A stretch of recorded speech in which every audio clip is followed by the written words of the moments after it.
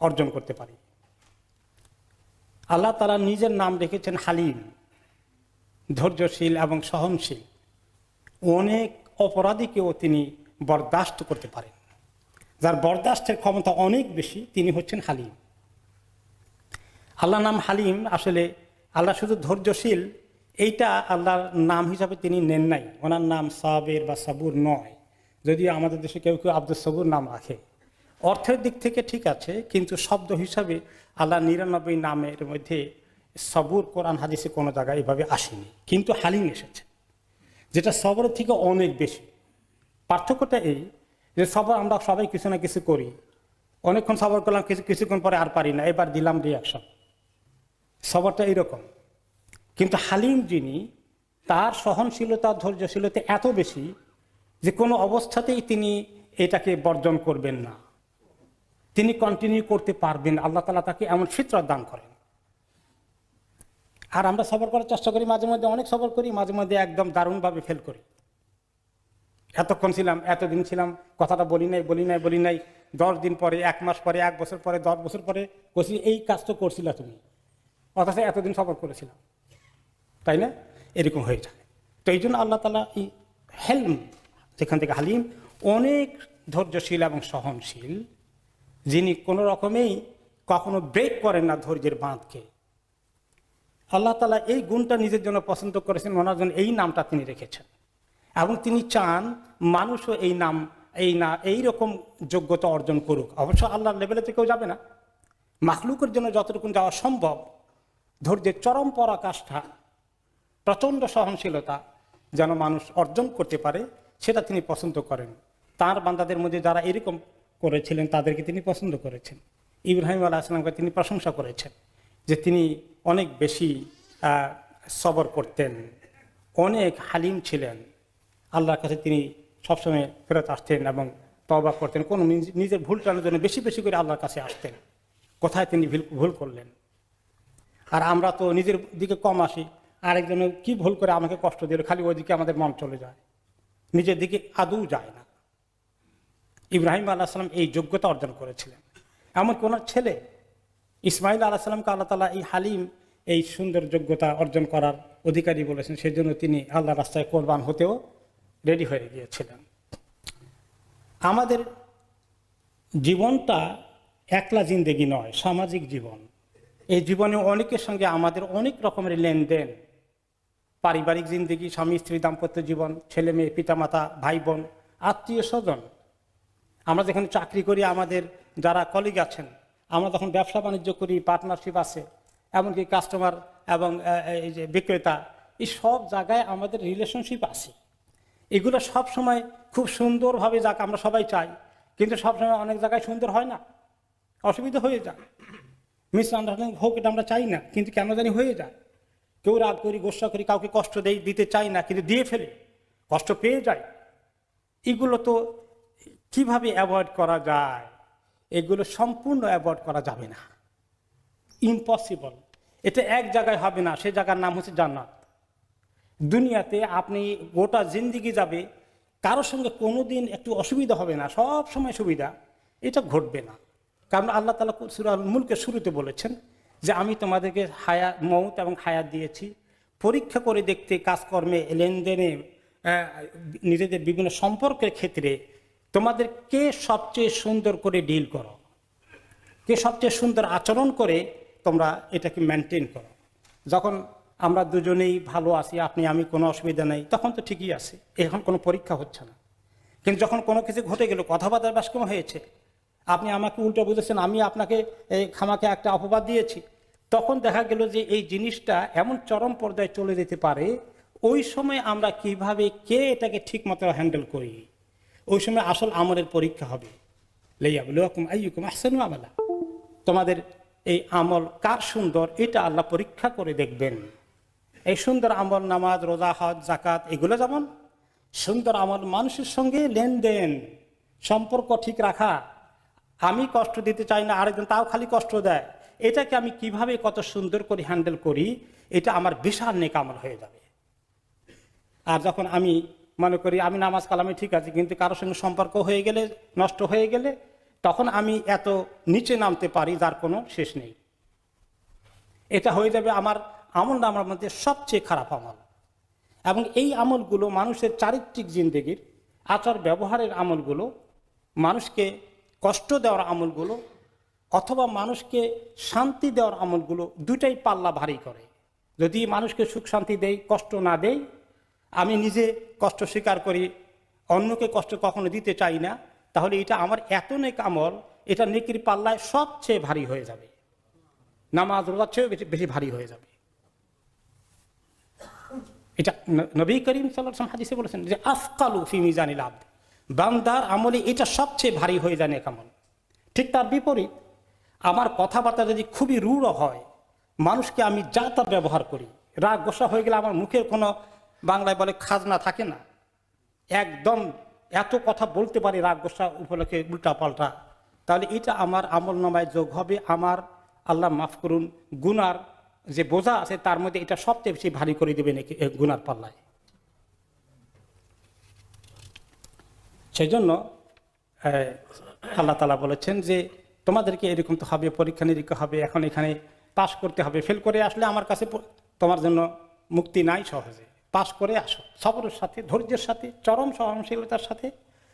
এই জন্য আল্লাহ তাআলা যারা জান্নাতে যাবে সূরা ফুরকানের 63 নম্বর আয়াতে বলেছেন, যখন জাহেল লোকেরা অন্যায়ভাবে তাদেরকে খামাখা অভিযোগ দেয়, তাদের বিরুদ্ধে খামাখা উল্টাপাল্টা কথাবার্তা বলে অনেক কষ্ট দেয়, এরা তাদের সঙ্গে এটা নিয়ে এঙ্গেজ হয় না, এগুলো ইগনোর করে, এগুলাকে তারা নিয়ে তাদের সঙ্গে উল্টাপাল্টা তাদের মতোই এগিয়ে এসে যুদ্ধ শুরু করে দেয় না, বরঞ্চ সালাম বলে কেটে পড়ে, তাদের সঙ্গে এটা নিয়ে তর্ক বিতর্ক করতে চায় না। এই লোকগুলো জান্নাতে যাবে। নবী করিম সাল্লাল্লাহু আলাইহি সাল্লাম তিনি নিজে এটাকে এত পছন্দ করতেন।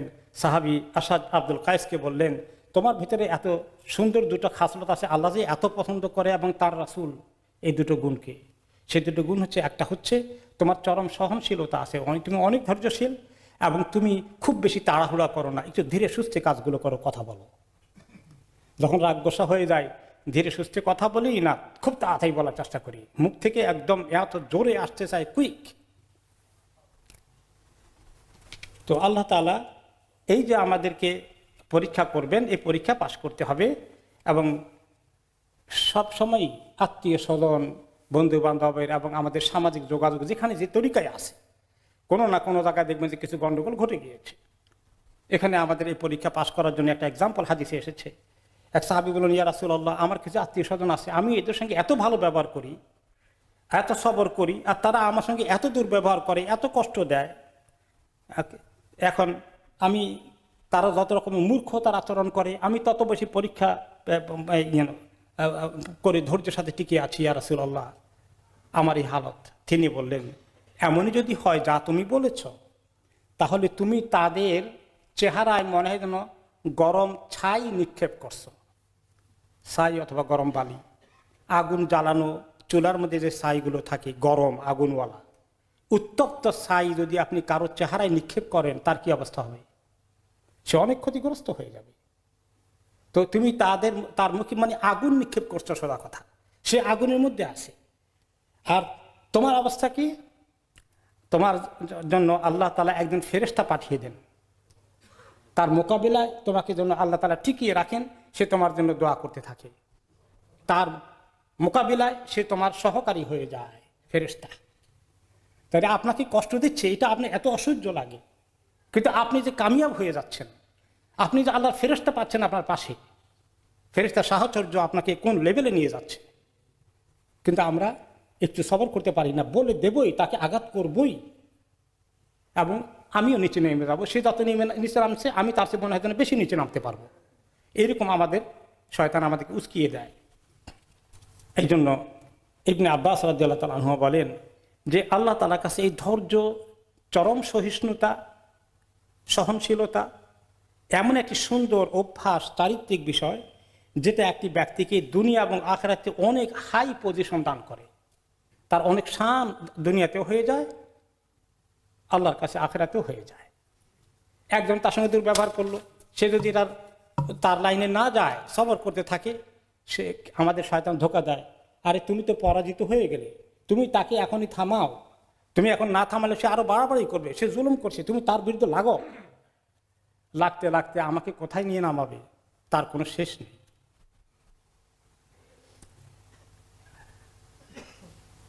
তিনি বললেন যে আল্লাহ তাআলা এই জন্য ইব্রাহিম আলাইহিস সালামের প্রশংসা করেছিলেন। আবু দারদা রাদিয়াল্লাহু আনহু বলেন যে সবচেয়ে বেশি কল্যাণ এখানে নেই যে তোমার অনেক টাকা পয়সা হবে আর অনেক সন্তান সন্ততি, তোমার গোষ্ঠী অনেক বড় হবে, এর মধ্যে কোনো এত বড় কল্যাণ নেই। কিন্তু সবচেয়ে বড় কল্যাণ হচ্ছে যে তোমার ধৈর্যশীলতা, সহনশীলতা, সহিষ্ণুতা, এগুলো যত বড় হবে, তোমার ইলম যত বাড়বে, এগুলোর মধ্যেই তোমার আসল শান, আসল মর্যাদা। এখন যখন মানুষের বেশি কষ্ট দেওয়া শুরু করে দেয়, তখন আমরা চিন্তা করি আর সম্ভব না, ফ্যামিলি লাইফ এটা সম্ভব না, এটা টু মাচ হয়ে গেছে। যত তাড়াতাড়ি বের হতে পারি, তাড়াতাড়ি করে সংসার ভেঙে আলাদা হয়ে যায়, ততই তাড়াতাড়ি আমি শান্তি পাবো, চরম শান্তির মধ্যে ডুবে যাও। এইরকম ধারণা করে মানুষ সম্পর্ক ছিন্ন করে ফেলে। ভাই ভাই সম্পর্ক ছিন্ন হয়ে যায়, স্বামী স্ত্রীর সম্পর্ক ছিন্ন হয়ে যায়, এই আত্মীয় স্বজনের মধ্যে সম্পর্ক কাটা হয়ে যায়। এই যে না, এই সমস্ত মানুষের সঙ্গে চলা যাবে না, আমি নিজে একলা একলা ভদ্র থাকি, কারোর সঙ্গে এই বেশি মিশার দরকার নাই, এই সমস্ত লোকজনের সঙ্গে মিশা যাবে না।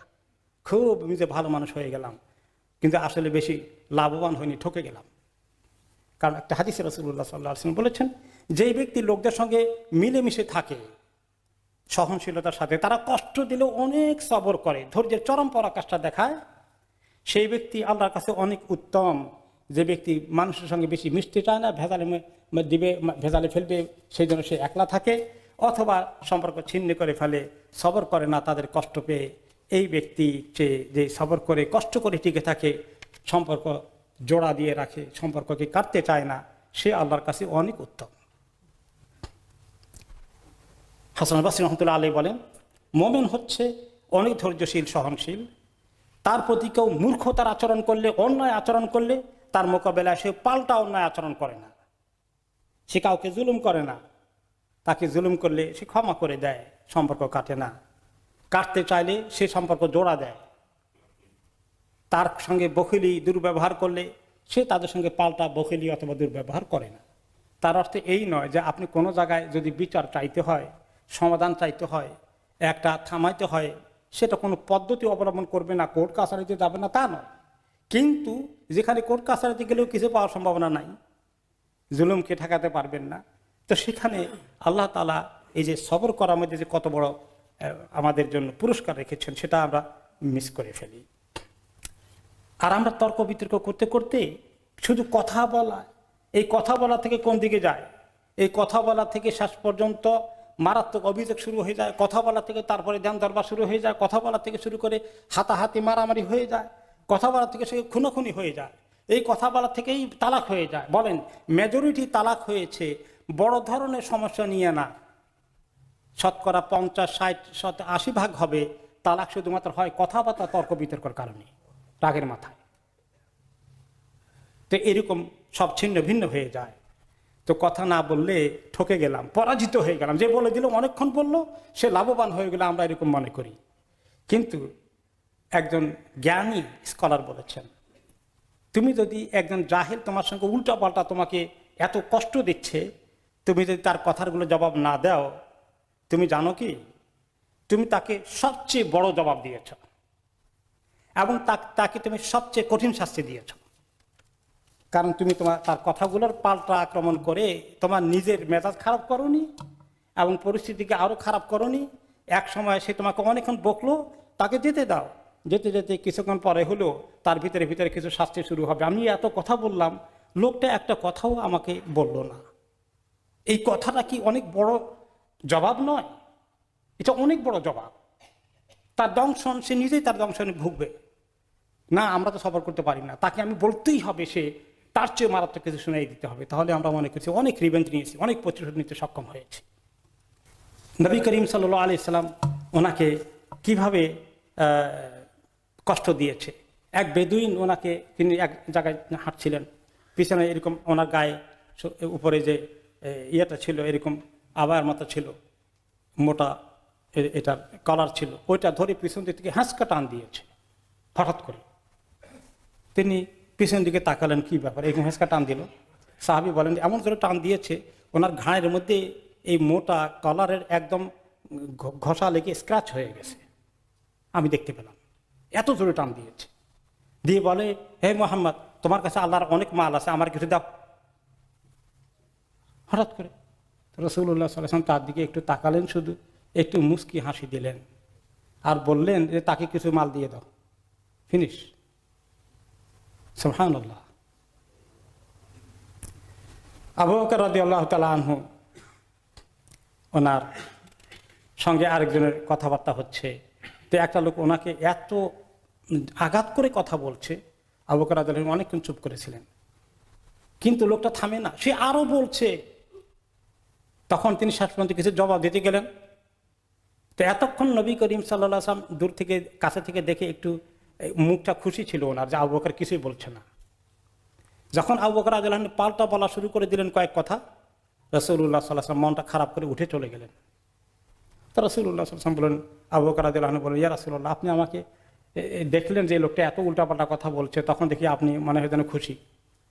আর যখন সে আমি দুইটা কথার জবাবটা দিতে গেলাম, তখন আপনি বেজার হয়ে গেলেন। তিনি বললেন, দেখো, যতক্ষণ তুমি চুপ ছিলে ততক্ষণ তোমার পাশে একজন ফেরেশতা এসে তোমার জন্য দোয়া করছিল, আর যখনই তুমি জবাব দেওয়া শুরু করলে ফেরেশতা চলে গেলে একটা শয়তান এসে বসলো ওখানে তোমার পাশে, আর যেখানে শয়তান আছে আমি তো সেখানে থাকবো না। সুবহানাল্লাহ। এখন এই যে ধৈর্য, আমরা তো অনেকে বলবো যে দেখেন কি করব, আমার তো ধৈর্য কম, এই কথা বলে আমরা ছেড়ে দিলে হবে? চেষ্টা করতে হবে, চেষ্টা করলে আল্লাহ বাড়াই দিবেন। এই ব্যাপারে অনেক হাদিস আছে, এবং নবী করিম সাল্লাল্লাহু আলাইহি ওয়াসাল্লাম বলেছেন, যে শিখতে চায় আল্লাহ তাকে শিখাবেন, যে ধৈর্যশীল হতে চায় আল্লাহ তাকে ধৈর্য দেবেন। তো আমরা শিখতে চাই, আমরা যদি শিখি তাহলে আল্লাহ তাআলা আমাদেরকে দেবেন। আর যদি না শিখতে চাই, বলি বলছে আমার তো এটা, আমি বলছি, আগেই বলে দিচ্ছি আমাকে এরকম করলে আমি এরকম করবো, তাও করে, তাহলে এটা ব্যর্থতা, এটা কোনো বুদ্ধিমানের কাজ নয়। তাহলে আসুন আমরা এইভাবে সহনশীলতার মাধ্যমে পারিবারিক সম্পর্ক, বন্ধু বান্ধব, আত্মীয় স্বজনের সম্পর্ক, ব্যবসা বাণিজ্য, পার্টনারশিপের এই সম্পর্কগুলোকে আমরা টিকিয়ে রাখি। এর মধ্যে দুনিয়ার যত খায়ের আল্লাহ দিবেন, আখিরাতে তার চেয়ে বড় বেশি কামিয়াবি আল্লাহ তাআলা আমাদেরকে দান করবেন। ওয়াবিল্লাহি তৌফিক।